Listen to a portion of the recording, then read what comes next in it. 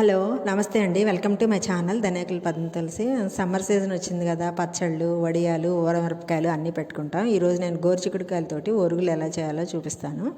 ముందుగా ఒక అరకిలో గోరుచిక్కుడుకాయలు తీసుకుని వాటిని శుభ్రంగా పైన తొడేలు అవి తీసేసి శుభ్రంగా కడుక్కొని గొడ్డేసి తడి లేకుండా తుడిసేసుకోవాలి.